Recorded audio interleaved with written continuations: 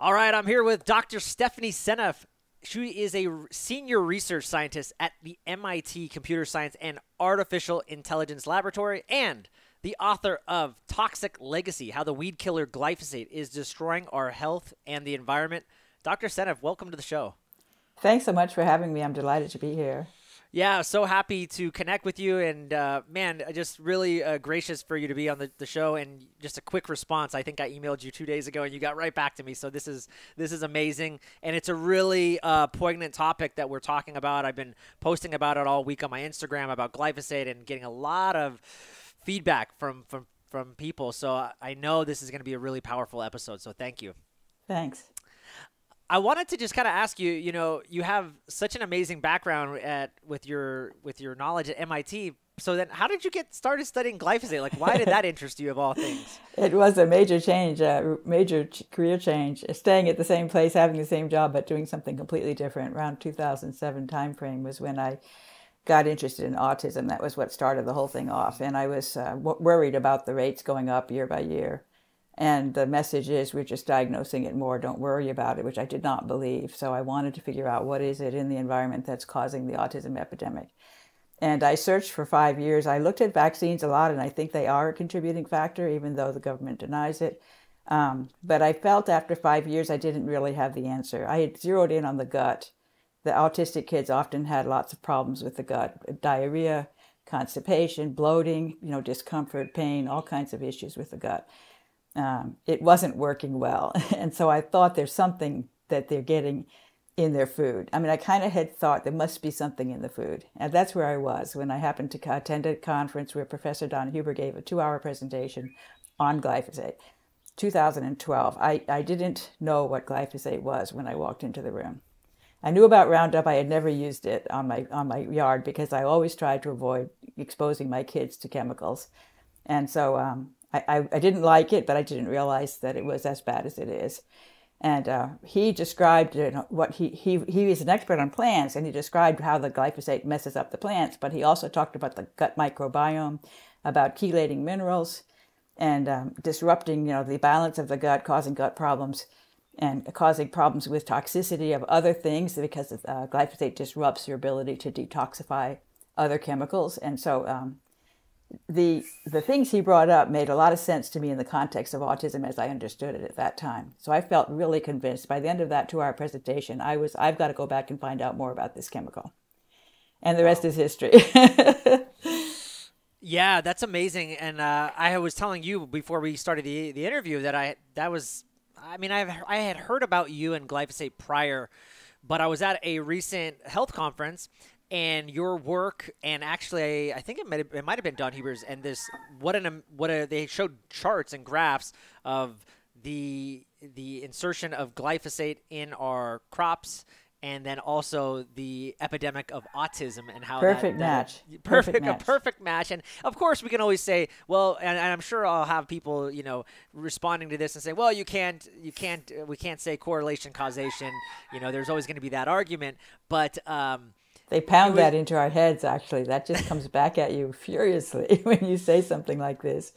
And correlation is where you start. I mean, if you don't have correlation, it's probably not the thing that's causing the problem, right? And lead is a good example. Lead, I think, is a factor in autism, but it's going down. We've been reducing the use of lead in gasoline while autism rates have gone up. So although it may be a causal factor, it's not the cause of the epidemic.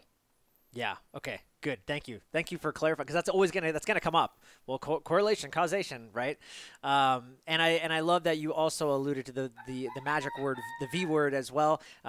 We know there's if you look in deep into the research, there's a lot of research that that's been hidden from, I think, the public. So like you beautifully alluded to that. Yeah, it may not be the only thing, but again, when we're weakening people's guts, and we're going to talk about that leaky gut. And we see Clostridium difficile, and that kind of that leads to, you see that high in an autistic population, and yes. So it's really interesting. I'm curious, like, I'll be honest, I'm a health coach. I'm into this stuff. I'm listening to the podcast. I'm reading your books, and I did not think, yeah, big deal, glyphosate. It's out there, big deal. It's Roundup. That was my attitude as a health coach. Yes. And I'm curious, like, what do you think like, what are people getting wrong about? What are they not understanding, the average person, about glyphosate? What are they missing, do you think? I think that's an important point. And I might even draw an analogy to Tylenol, because Tylenol is considered, oh, it's over the counter, it's safe, it's perfectly fine, and yet it kills a lot of livers. Mm. Tylenol is very toxic to the liver. And people think that these things that are everywhere and that are so common and the government isn't upset about, they must be okay. And I think that's what's happened with glyphosate. The regulatory process was very flawed back in the 1970s when they approved of it.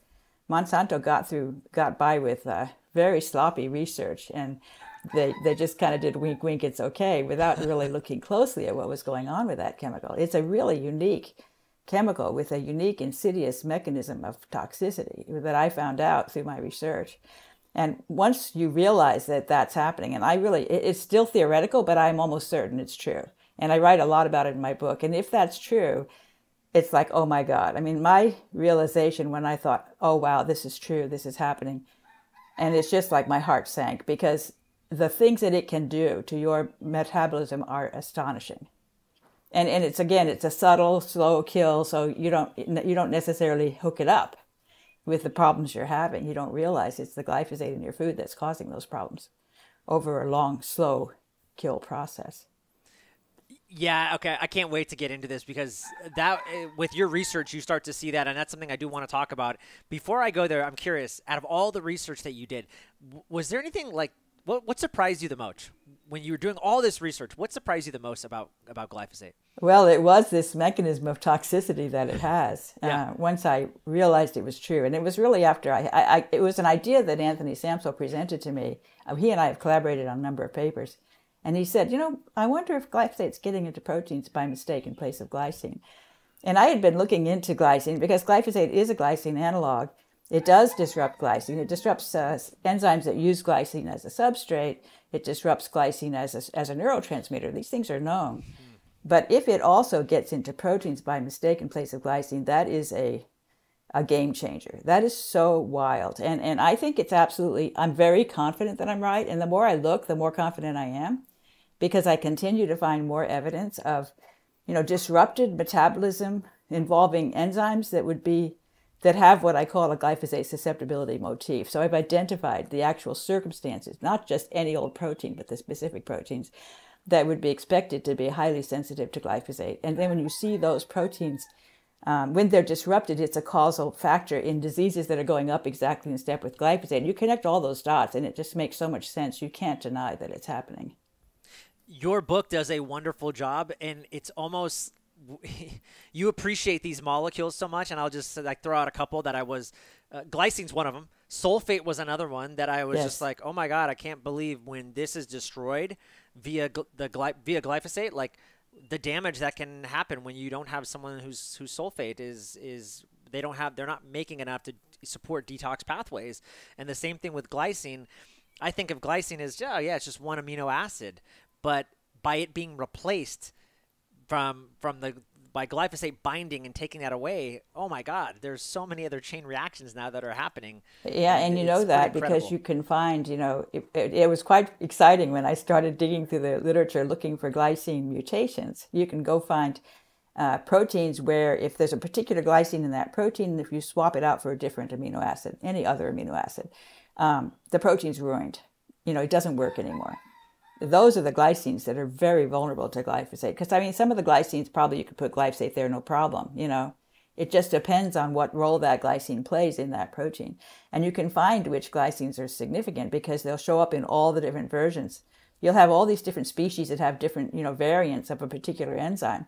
And all of them have glycine at that spot, all the way down the line. They got all these different things, but glycine's there all the way down the line. That glycine is really, really important. And then you can predict what will happen if you change it, because you can find people that have mutations and then they're very sick.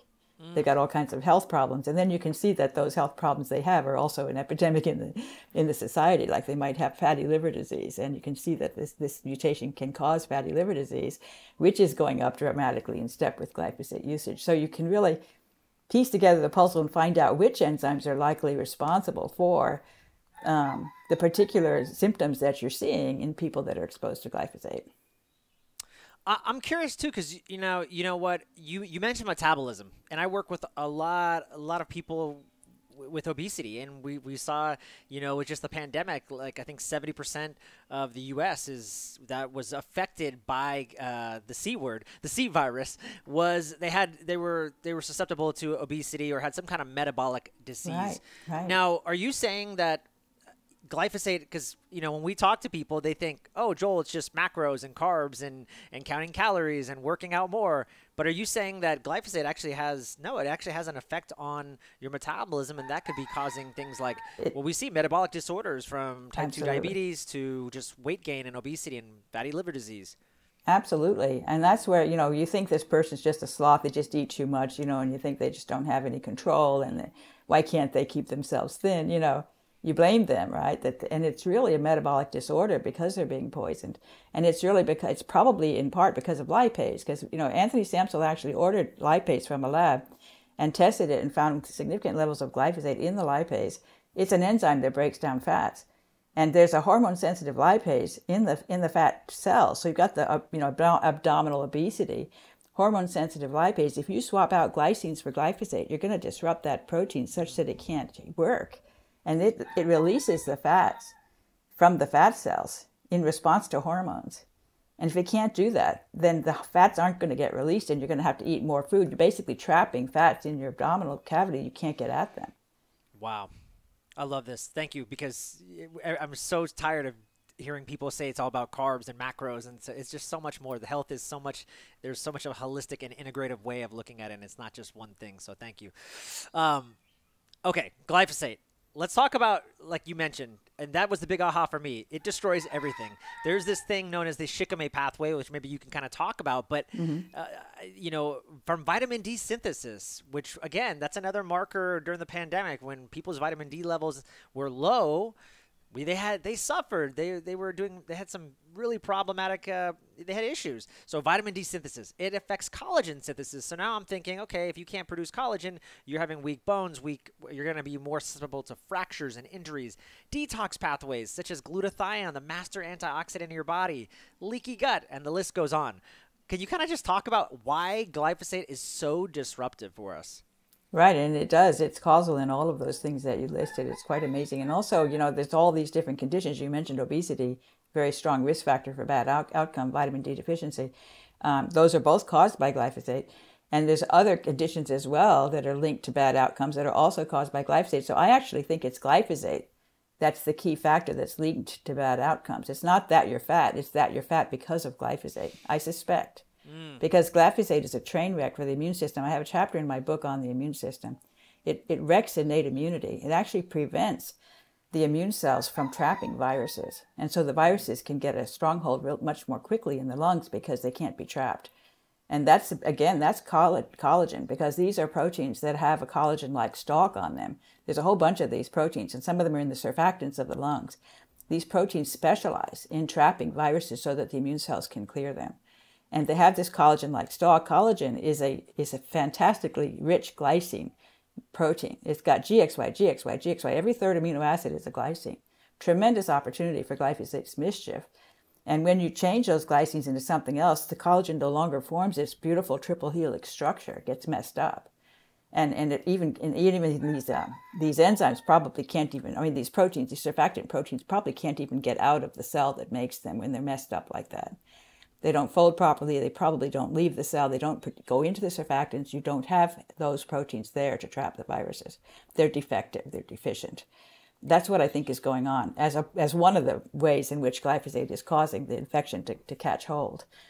And so the collagen aspect is very interesting. And you see all these people who are suffering from not just, weak bones and fractures, but also joint problems. There's a lot of collagen in the joints, and it has very special properties of trapping water, and its flexibility and its tensile strength. All of these things contribute to making the joints work really well. Joints they take a lot of stress, and the collagen is important for keeping that stress at bay. When the collagen is wrecked by glyphosate, you get a lot of joint pain. And people have back problems and knee replacement surgery. We just have so many old people are hobbling around these days. It just really depresses me to look at the people when I go to the airport and all the wheelchairs and the walkers. It's just really, really sad. Yeah. Okay. You mentioned something about this virus. So let's just talk about it, because you're talking about the lungs specifically. Well, guess what? This thing called COVID affected people's lungs. And I remember actually Dr. Zach Bush talking, this was actually like a year before the pandemic even started. He was saying there is going to be a huge problem with places like China because of actually the pollution. And he was mentioning he's been very bullish, like you, talking about glyphosate. He has a product, Ion Biome. I think the name, I don't know if the name changed, but he's yes, been that's saying, right. Yeah, he's been saying, look, we got to fix this problem. So he's been talking about how the shikkimate pathway. You've been talking about it, but yeah, could you talk about how that innate immune system gets destroyed, and maybe how that might even be affecting us even more in these times like we're in right now, where there's this big fear of a virus going around? Well, I already talked about the surfactant proteins, and there are other proteins like those there's a whole collection of these proteins called collectins, and they're kind of like a vacuum cleaner that can go up and trap these viruses so that you can remove them. And the lung has two surfactant proteins that are very important for trapping viruses in the lung. But the immune cells also release other members of that collectin class that can help to trap the virus. And all of those are going to be in trouble with glyphosate because of all that glycine that they have. More than that, I think the mitochondria throughout the body are going to be badly affected by glyphosate because it really disrupts critical enzymes in the mitochondria. For example, succinate dehydrogenase. That's a central enzyme in the mitochondria, both in the citric acid. It's the only enzyme actually that plays a role both in the citric acid cycle and in oxidative phosphorylation, which is what actually makes the ATP. The mitochondria are the energy workhorses of the body. They make the energy in the form of ATP, and they are very tricky. Mitochondrial dysfunction is linked to all kinds of diseases, including autism, but many others, Alzheimer's and various neurological diseases, and muscular disorders. All kinds of diseases are connected to, and immune function disorders, to mitochondrial dysfunction. And glyphosate really hurts the mitochondria, in part through succinate dehydrogenase, but there's many other ways as well. I talked a lot about PEPCK in the chapter in my book on the liver. That's also really, really important for the mitochondria. That allows the body to make, to turn fat into sugar. PEPCK is essential for doing that. And again, when you can't do that, you pile up the fat and you run low on sugar, so you can actually get into a coma because your blood sugar drops too low before the liver can recover and make enough sugar from the fat to keep your blood sugar levels happy, because they have to be high enough so the brain can stay, can still function. You need to keep your blood sugar high. I think the set point gets increased as the organism experiences all this trouble with not being able to quickly turn fat into sugar in the liver. There becomes a realization that we need to keep the sugar levels higher in the blood, because they could drop too low. If you start exercising, you might burn up too much sugar and you can't get it back in time. Wow. It's a timing issue. So you have to keep the level high, and then you get this kind of pre-diabetes syndrome that you've got elevated blood sugar. It's a step towards diabetes. Wow. Amazing. Let's talk about hormones too. So you have a great chapter too on talking about hormones, and I was telling you just before we got on about, Dr. Shauna Swan has a great book called Countdown, talking about the infertility epidemic that is amongst both men with low testosterone. We're seeing a huge drop for male testosterone and being able to conceive children. And then on the female side too, we're seeing the same thing, and no one's really talking about it. And everyone needs IVF and all these things. What are you seeing in terms of, like the birth issues and just the infertility issues going on, and how it plays a role in hormones? Yeah, it's a very interesting story with testosterone, and actually quite complicated. And let me see if I can quickly get it right.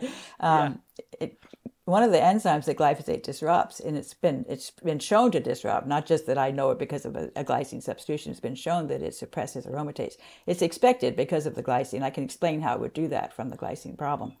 But it suppresses aromatase. Aromatase is an enzyme that converts testosterone into estrogen.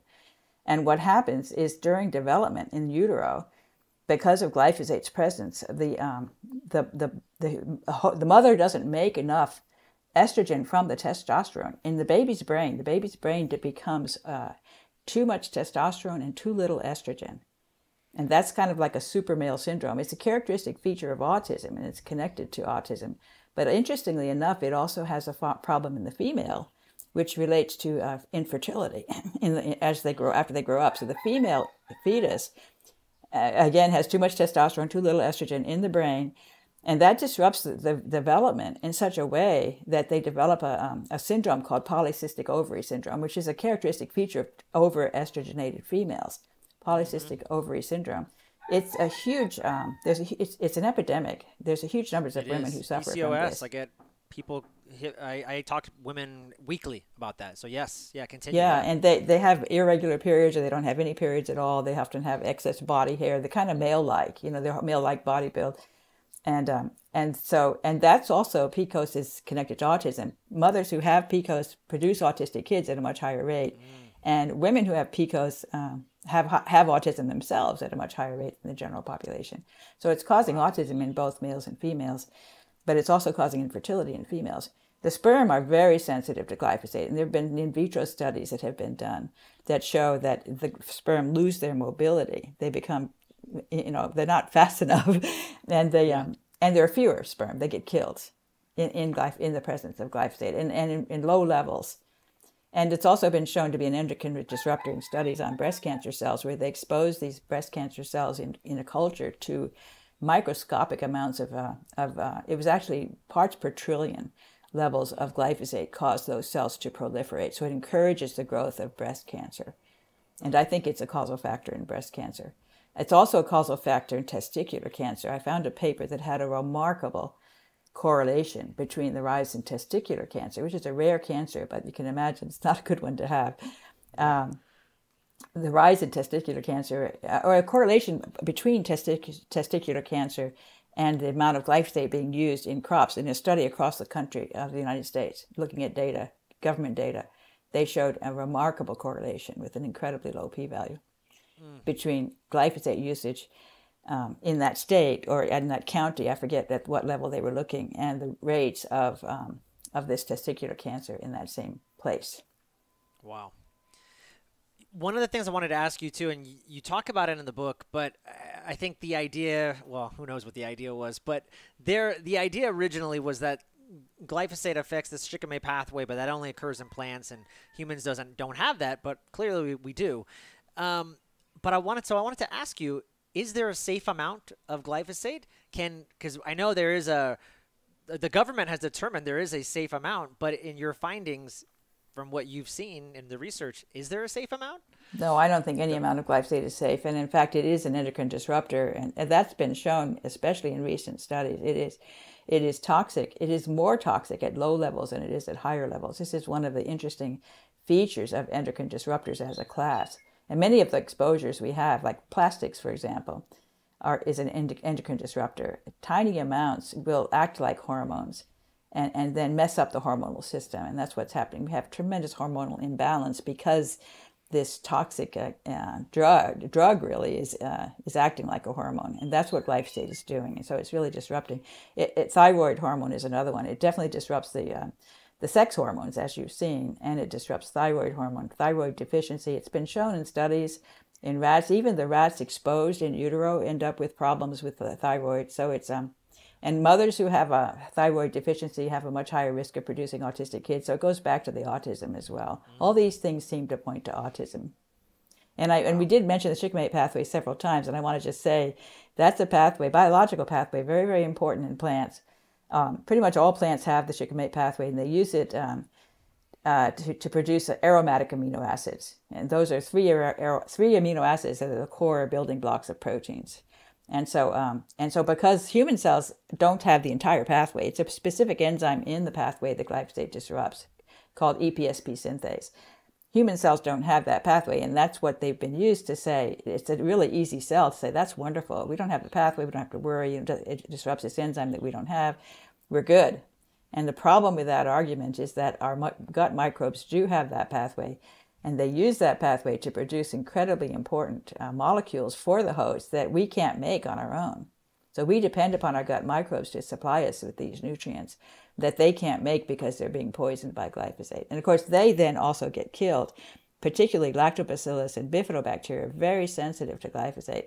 They get killed off, and that messes up the balance of microbes in the gut. You get an overgrowth of Clostridia, desulfovibrio. These things are producing toxic. They have metabolites that they produce that are toxic, that need to be detox through the sulfation pathway that gets broken by glyphosate. So you have a combination of problems there. Glyphosate causes these the microbes to produce these toxins, and then your body can't detox them because you don't have a working sulfation pathway. So that's a really deadly combination. Yeah, yeah, I'd say so. You laugh. It's really funny, isn't it? I mean, you know? I mean, yeah, I think I'd say so. It's fascinating though, and I was going to get your opinion on this. Not only do we know, not only do we have your amazing research and some others on glyphosate, but there was a court case not too long ago where a man won proving in court that it caused cancer. And it just blows my mind that this guy won billions of dollars to show that it caused cancer, but these companies are still out there working. It blows my mind that even in court, now this isn't just you and I talking, no, yes. In court, a judge, not a scientist, said, yeah, you're right. There's clearly evidence showing that glyphosate has caused cancer in this man's life and many others. Right, but that was really a breakthrough moment. I remember it well. I was so excited. I didn't expect them. I was following the case, but I didn't expect them to win because these guys always, the industry knows how to hire the big guns and make sure that everybody gets squashed and nobody can prove. And of course, they work really hard not to let the papers get published to begin with, so they really, really censor the literature, the research literature. And most people, they're like, I don't think I'm going to work on glyphosate because I know it's going to be so hard to publish that it's not worth even trying. And so people don't research it. Also because they think it's safe. So why should I bother to study a chemical that's safe? So there was really grossly insufficient studies on glyphosate, which prevented lawyers from winning cases because they couldn't point to the literature. That was something that was very successful for a long time to keep away the lawsuits, I think. Monsanto did that very well. And once finally people started, and it was independent researchers, often with no funds, that would do these studies and produce these results. And then the IARC, they came through and said glyphosate is a probable carcinogen.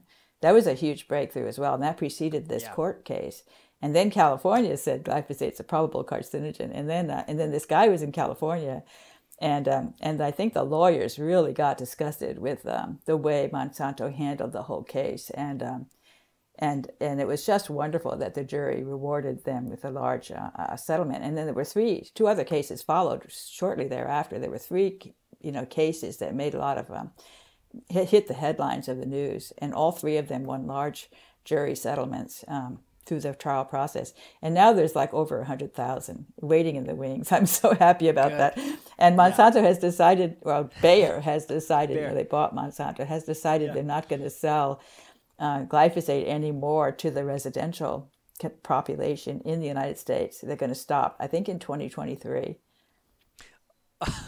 Okay, I was going to ask you because I'm pretty sure I was at Walmart the other day and I saw Roundup still on the shelf. So, okay, but that is a huge win for us. I mean, I am excited about that. Who knows what'll come next, but at least that'll give us some reprieve and give us a break from this world. Yeah, but it's only the residential because, and the thing is, the farmers, they're being exposed, they're being poisoned as well, but they can't usually build a case because they're exposed to so many other chemicals. You can always point to the other chemicals and say, that's why you're sick, not glyphosate. So it's much harder for a farmer to win a case, which unfortunately is why they're going to continue to sell Roundup to the farming community, which means we're going to continue to be poisoned through our food, which is, I think, our major source of exposure. Yeah, that's terrible. I wanted to ask you a question about MS and neurological diseases. You have a great chapter on that as well.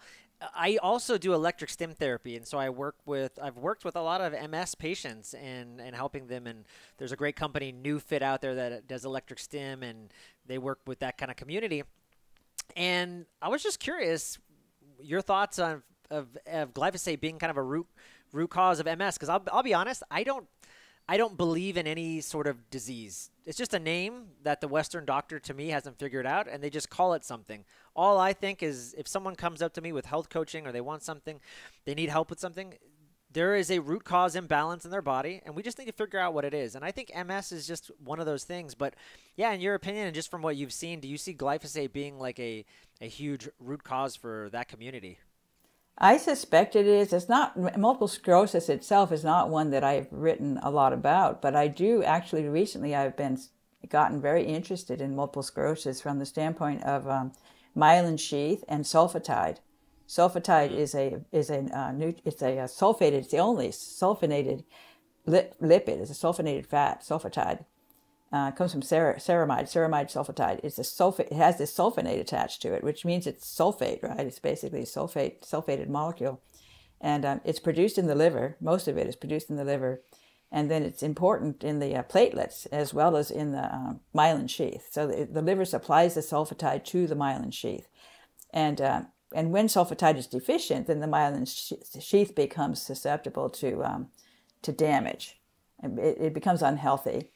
And I think actually my theory, and this is really more speculation at this point, but sure. I'm working on this idea that the immune cells are actually attacking the myelin sheath and removing the sulfatide, as well as the fact that the liver is not making enough sulfatide, all as a consequence of glyphosate's disruption of the sulfate system. I think that when you have deficiencies in heparin sulfate, there's all these sulfated glycosaminoglycans, the GAGs, GAGs, that line all the blood vessels, and they need to have lots of sulfate to be healthy, and they don't. Glyphosate causes them to have insufficient sulfate, which means that the vascular barrier becomes leaky, and you end up with hemorrhaging and blood clots. There's a whole mess of stuff that happens there, which I think is also caused by glyphosate, blood problems. We see so many old people, getting a stroke and things like that because the blood vascular barrier is not healthy. And I think that's because of insufficient sulfate. So, and the immune cells need sulfate to be healthy as well. So they go and rob the sulfate from the myelin sheath in order to acquire it for the immune cells, and then they can actually supply it to other places as well. So they're going around rummaging, looking for sulfate. A good place to find it is in the myelin sheath, and you steal it from the myelin sheath, and then the myelin sheath becomes unhealthy. Wow. Just on that note, and I'm not a believer in just, okay, so you don't have that much sulfate, so we'll just supplement and then you'll get better. But I mean, just on that note, it's just interesting because I had a podcast this week, and I was talking to a practitioner where he actually gets really great results doing high dose sulfate.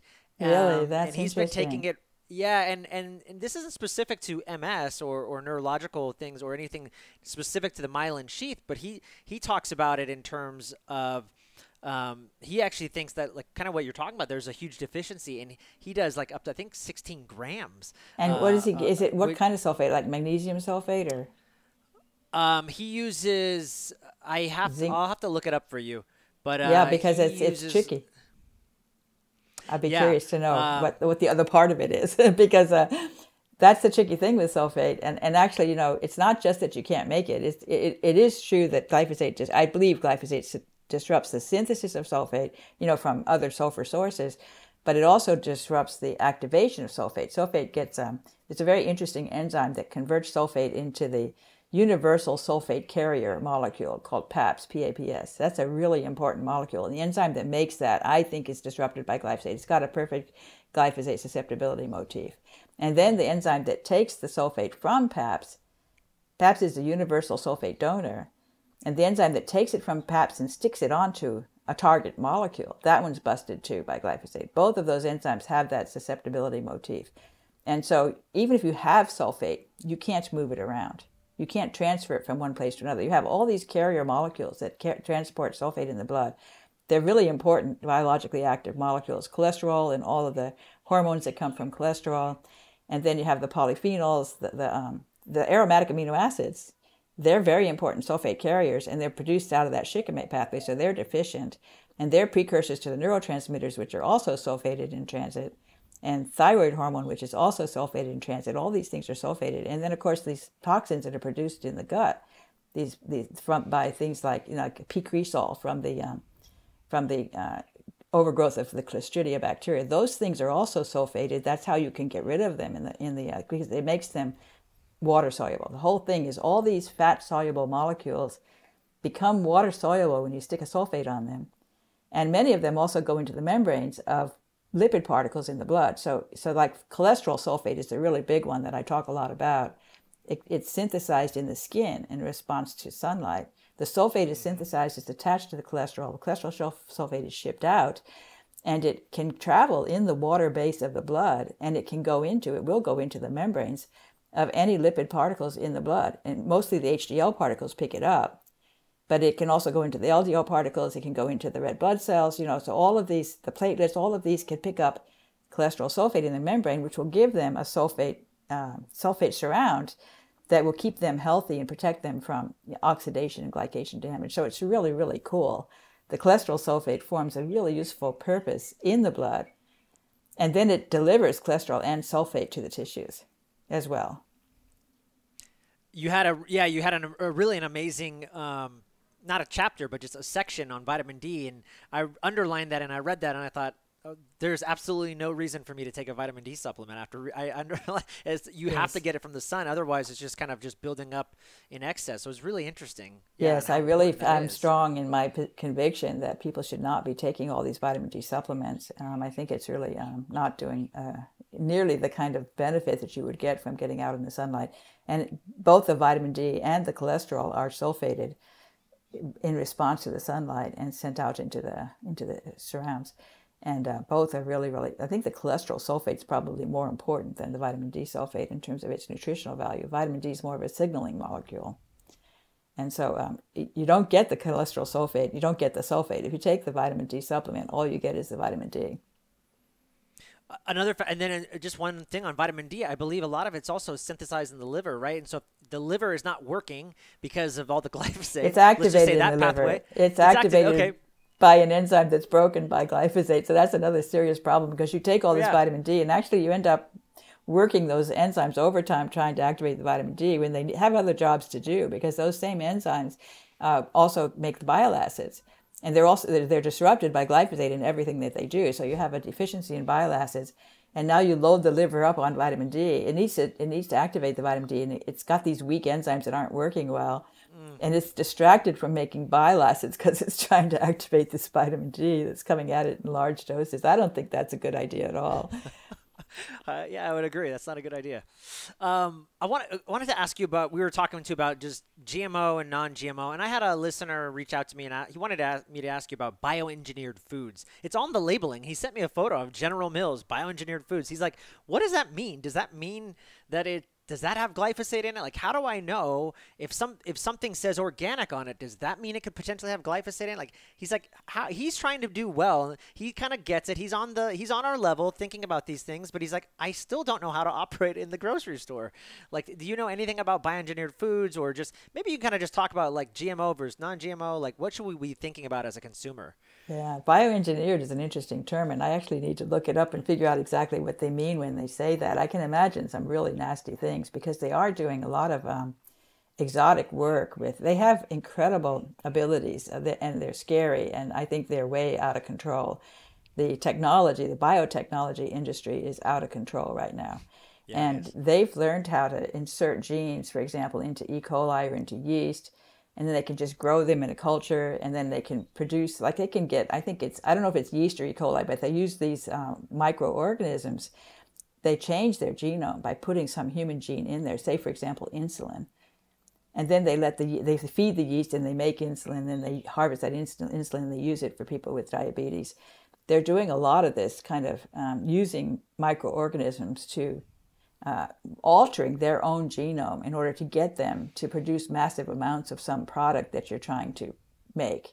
So you're taking advantage of living organisms to produce biologically useful drugs, really.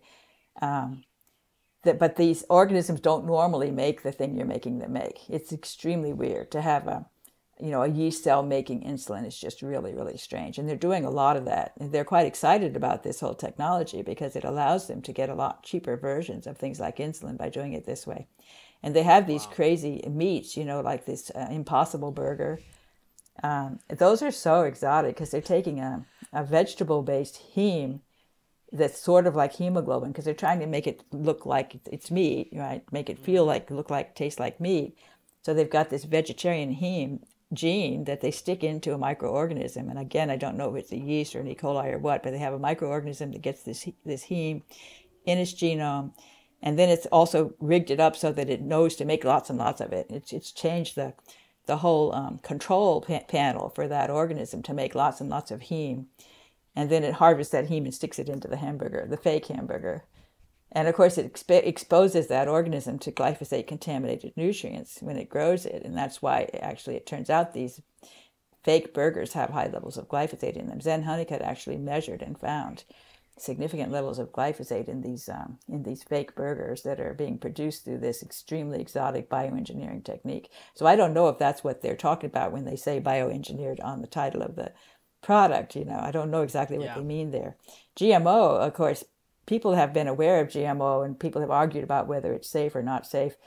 I'm actually kind of agnostic on the actual GMO, whether it's a problem by itself, but why it's a problem is, at least with respect to glyphosate, most of the GMOs that are on the market have to do with enabling the plant to be exposed to glyphosate without getting killed. It's a Roundup Ready crop. That's the dominant GMO. So the gene actually is a new version of that enzyme that comes from a microbe. Then they insert it into the genome of the plant. That's how they make the GMO. It has a foreign enzyme, and it's a version of EPSP synthase that's not sensitive to glyphosate. And the reason why it's not sensitive is because they've gotten rid of that glycine. That glycine residue that is getting substituted by glyphosate to wreck the enzyme is not there. The code is different. That's why it works.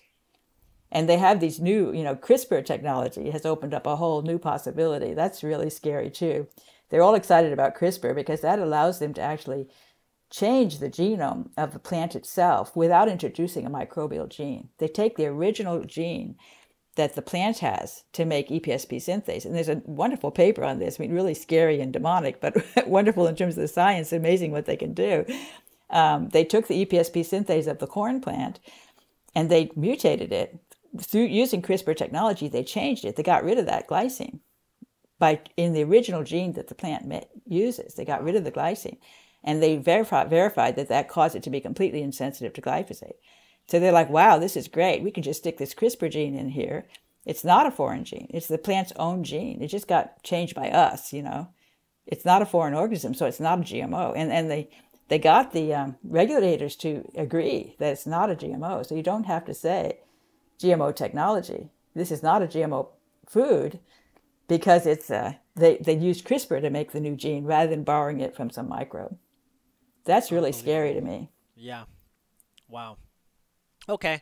Now that we've spent the last 40 minutes scaring everybody in the audience, Dr. Seneff, what can we do about this? What are some things that we could start doing right now to start limiting our exposure? And maybe there's even some methods that of detoxing from glyphosate. Yes, well, obviously eating certified organic food. And I think if you have a local farmer, small farmer, they're often not certified because the certification process is expensive and they don't have a lot of money. But they can, if you have a trusted farmer who says, I don't use chemicals, buy their food, because I like to support the small farmers. I think they're the right answer. Me too. And if you're insisting on certified organic, you might avoid their food, which would be actually probably better food than what you would buy from a big farm that's certified organic. So I encourage you to get to know your local farmer and buy from them. And join a co-op. But there's lots of ways that farmers are being able to sell now directly to the customer. I think that's really exciting what's happening with the internet. The farm can have a website where you can just order things. We do this and we pick it up at the farm ourselves, so it's really cool to do that, to buy your food that way. Eating whole foods instead of processed foods. I use a soy protein bar as an example of what not to eat. If you look at the ingredient list on a soy protein bar, oh my God, it doesn't look like, it doesn't look like foods. It looks like chemicals, right? There's all these chemicals in it. Yep. Fake food. Keep away from those fake foods. And then, of course, get out in the sunlight without sunscreen, without sunglasses. I especially like to say without sunglasses because people don't know that. The pineal gland sits behind the eyes, the seat of the soul. It's a really amazing, little thing there in the middle of your brain. It regulates, circadian rhythms. I mean, it does a lot of important things, but one of the things the pineal gland does, it makes a melatonin, which allows you to sleep well, and we have a really bad problem with sleep disorder these days. It is stimulated to make sulfate in response to sunlight coming into the eyes. The pineal gland makes sulfate during the day, especially in the morning, and then it uses that sulfate at night. It attaches it to the melatonin molecules that it makes in the evening and ships it out into the cerebrospinal fluid as melatonin sulfate. Both the melatonin and the sulfate are super, super important for a good night's sleep. So sunlight to the eyes, and people are told that sunlight's going to destroy their eyes. And partly they're right because glyphosate is messing up the chemicals, the natural mechanisms that protect us from UV rays. For example, melanin. Melanin is in the eyes and in the skin.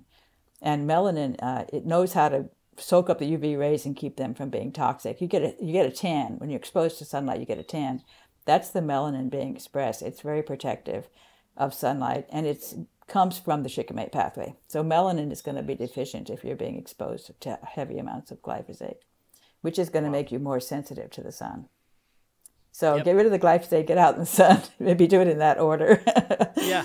And play in the dirt. I think play in dirt that's not full of glyphosate. I think that was. I know, play in dirt, but you watch out which dirt you're playing in. That's also sad because I do believe in playing in dirt. Get exposed to the microbes. Microbes are good.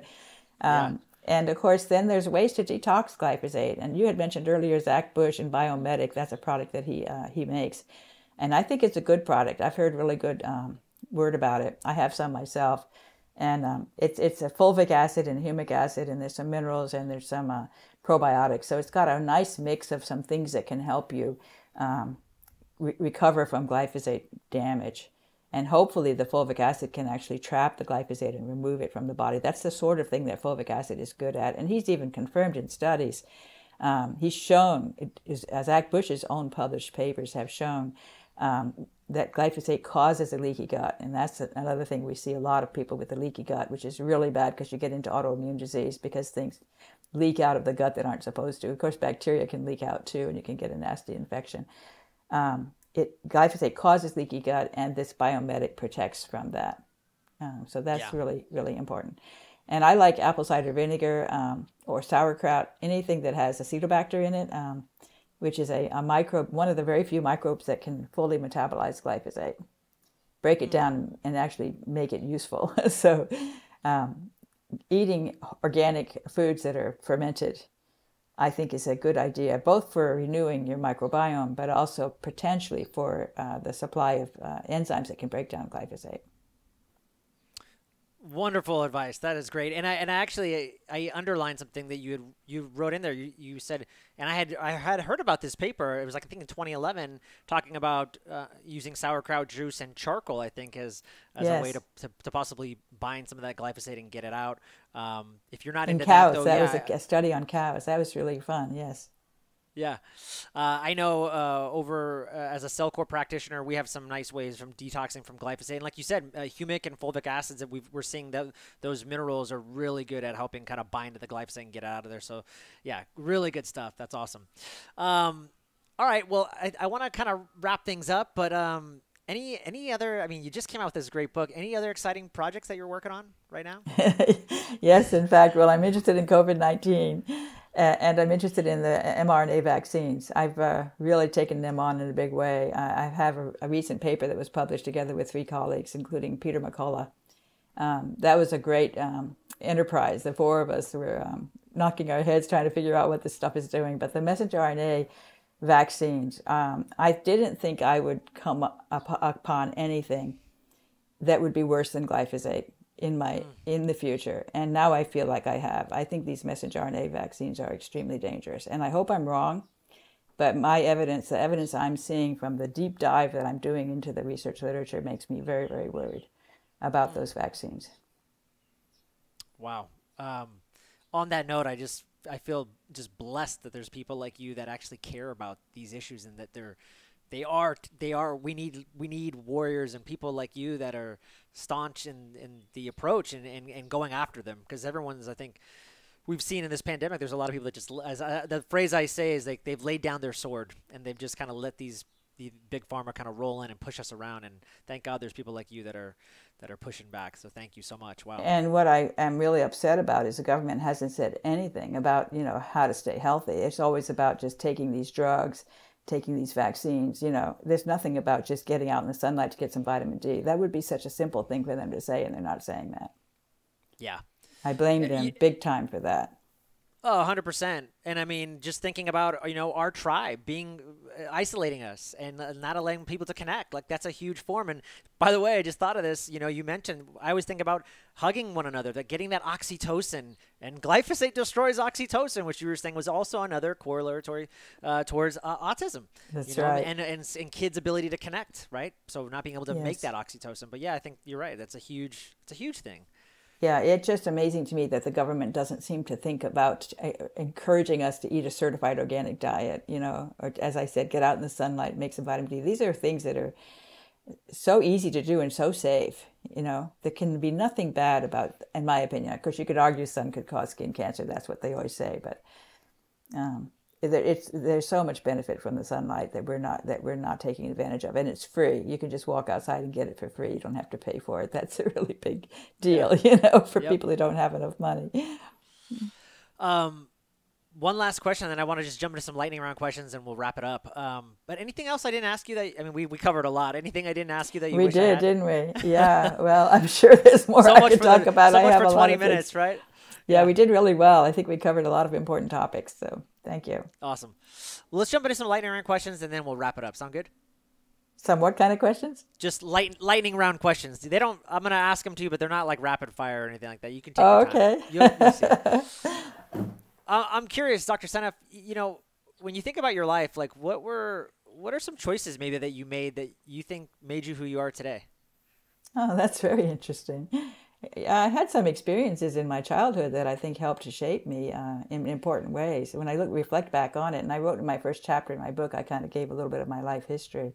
But I read Rachel Carson's book when I was probably 14 years old, and it moved me greatly. That was the Silent Spring, which was talking about DDT, and so through that book I became aware of the potential for toxic chemicals in the environment to cause harm. And I had a grandfather who worked on a farm in Missouri, and he used DDT, and he was found dead on his tractor with a bag of DDT broken open. It was a defective bag that had killed him when he was in his 50s, I think maybe 54 years old. And I was, of course, a young kid. I was about the same age when I read Rachel Carson. So the combination of those two things together really hit hard. I also remember the U.S. FDA kept out this drug, thalidomide, that was in Europe. It was a very exciting drug for pregnancy, for morning sickness that ended up causing all these babies to be born without arms and legs. And I remember seeing, the pictures of these children, again, probably close to that same age. So right around those early teen years, I think very influential time for me. I was so proud of my country that we kept it out. I was like, wow, I'm so lucky to be an American. And that just makes me cry now because it's so not true at this point. It's so not true. One time we had it, we were good, and now we're not. And I blame pharma. I really am. But the chemical industry, both the agrochemical industry and the pharmaceutical industry, they are going in a completely wrong direction, and we need to wake up and realize that we have to do things differently if we're going to survive long term. Yeah, couldn't agree more. You're such a force in the health and wellness world. I'm just curious, like, who inspires you, or is there anybody that you follow? Or I've talked to a lot of PhD researchers like yourself, and usually they're like, I have no idea. I could tell you, I do so much research, I would probably refer to like papers or something. But I'm just wondering though, if there's anybody that you follow. Well, Bobby Kennedy Jr., I think he's one of my big heroes. And also Del Begtree. Now, he's not a scientist, but he's, and of course, Bobby Kennedy, he's more a lawyer, but they're both very well informed about the situation we're in right now. So those two, probably Zach Bush is someone I admire, and also Zen Honeycutt, who's Moms Across America. Again, politically, she's been trying to get the message out to the population about the dangers of glyphosate. She's the founder of Moms Across America, Zen Honeycutt. And then I have, personal favorites among the sort of nerdy, researchy types who have a lot of expertise. And I would name, Laszlo Boros, who's an expert on deuterium, and he's introduced me to deuterium, which has been a really fascinating ride. And then this person that I collaborated with on this last paper, there are four of us, and both Dr. Greg Nye, who's an oncologist, he's a naturopath oncologist, Dr. Greg Nye, he and I have collaborated on a number of papers. He's a wonderful guy, and we really both enjoy digging through the research literature to figure out the biological story. And then, of course, Peter McCullough, everybody on that paper is really fantastic. And Peter McCullough is a heart specialist who's taken on the vaccines as a personal, and also the whole, early treatment issue, confronting the whole story with the COVID-19 disaster. And then Anthony Kyriakopoulos, and he has a tough last name. He's a Greek. I call him a Greek god because he's really, really smart. And he was really, he's been a major, he's played a major role in these papers that we've been putting together. He's very brilliant and probably what you would call nerdy brilliant, but he's really, really smart. So I enjoy really smart people as well as people who are willing to stand up to the industry and the country and to really face some hard issues and try to fix things. Yeah, amazing. I wanted to ask you, I'm a big reader, or if there's any books or that, like, maybe you actually mentioned the book, The Twilight, the DDT book, so maybe that was it. But I was going to ask if there's any books that just had a lot of impact in your life that maybe there's 1 to 3 total that had a lot of impact, and you say, you should probably read these too. They had a huge impact on my life and they helped me. Wow. Yeah, I've read a lot of books, so it's kind of hard to know it. The Breggins, Breggin, I'm forgetting their first names. They're a couple, and they've written a book on the situation with COVID-19 right now. I kind of like the Dr. Mercola view of things. And Dr. Mercola has a book together with Ronnie Cummins on that same topic. So I've been reading these books about the pandemic and the sort of the disturbing story around the pandemic lately. That's been a thing that I've really enjoyed learning more about and trying to figure out. Of course, Don Huber. Don Huber doesn't have a book, but he's another person that I really admire. I meant to mention him in that list. Professor Don Huber, who was the one who turned me on to glyphosate. In terms of books, let's see. Yeah, that's where all your PhD, all the research you've done, Yeah. You probably refer to me to a study or something like that. No, that's I all right, know. I mostly read papers curious. these days, but Yeah. I do read books. So, and I'm not sure I can get the names off the top of my head, but I have read a lot of great books, and mostly, I don't only read nonfiction. Yeah. Any last two questions, and we'll wrap it up. Any books? No, I'm not sorry. Any books? Any rituals or any like practices or hacks or anything that you do on a regular basis? Not really rituals. But I do, I like to walk, basically. I like to walk on the beach. I suppose you could say walking on the beach in the water on a sunny day. I think that's about the most healthy thing you can do in terms of getting the grounding and getting the sunlight and even getting the salt air, which is, I think, healthy air. Yeah. So walking on the beach. All those negative ions, right? Yes. And so meditating as you walk, because you can kind of let your mind flow. Yeah. I love that. Last but not least, Dr. Seneff, where can people find you and your work? I have a webpage, stephanieseneff.net, where I have posted a number of things, various interviews and papers and presentations are available there. And also my book, Toxic Legacy, which I recommend that you read this book. Yeah, get the book. It's amazing. That will explain to you why glyphosate is such a demonic molecule. And there's some fascinating biology in there, and I'm really hoping people will become more interested in biology, because once you can get enough of it, you have to get over a certain barrier before you can understand it. But once you can understand it, you're going to want to know more, because it's really, really fascinating. You can get hooked on biology. I certainly have. Yeah, your book does that, and you can see, and then really each chapter you can start building connections from different pathways. It's really eye-opening. Thank you. Well, Dr. Seneff, thank you so much for being on the show. Appreciate you. Thank you so much for having me.